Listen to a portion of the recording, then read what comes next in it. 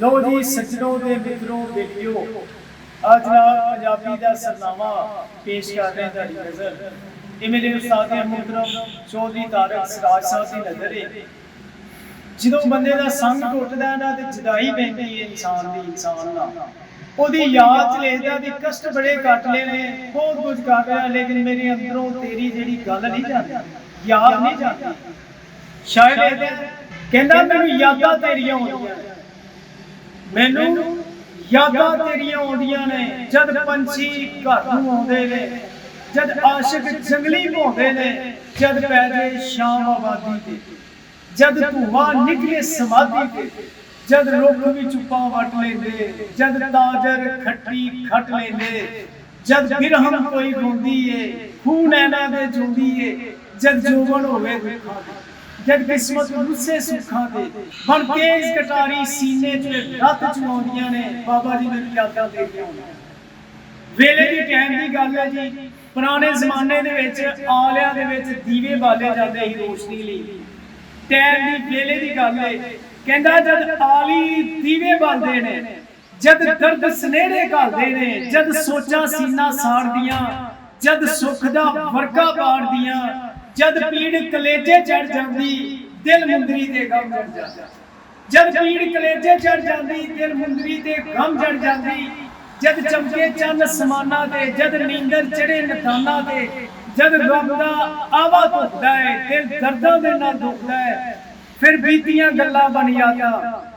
नैना जो बाबा जी नींदर धोंदियां ने, मैनूं यादां तेरियां होंदियां। बाबा जी अगे शायद लिखदा कहंदा जद पिंपल दे पत हिलदे ने, जद फुੱਲ ते भौरा मिलदे ने, जद कोयल बोले बागां दी, जद लहजे कुंज नागां दी,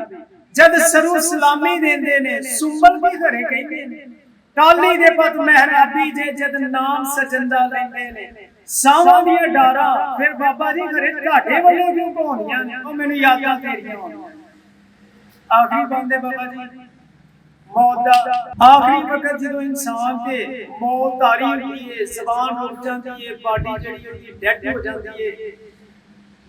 बाइबल में लिखा है कि रात की बेटी की रागनियां जाता है और सुनने वाले कड़पेचे कमजोर हो जाए और पीसने वाली चक्की भी कमजोर हो जाए। बाबा जी आखिरी टाइम की गल है जो मौत इंसान ते तारी हो जाती है, जबान ओदी रुक जाती है, सुनन दी शक्ति ओदी घट जाती है, उदों बंदा आखिरी साह सीने ते इंसान दे अड़े हुंदे ने। ओदे बारे आखिरी शेर है, कहंदा जद गम दा भखड़ा पक जांदा,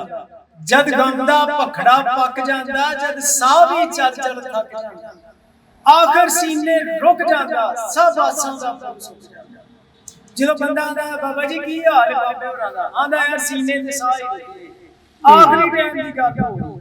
कहंदा जद गम दा भखड़ा पक जांदा, जद साह भी चल चल थक जांदा, आखिर सीने रुक जांदा, सब आसां दा फल सुक जांदा, जद चलदी नब्ज खलो जांदी, बाबा जी दुखां दी छुट्टी हो जांदी, जद पाव फटे गुसल लैंदे ने, फिर फर्जी बैन करेंदे ने,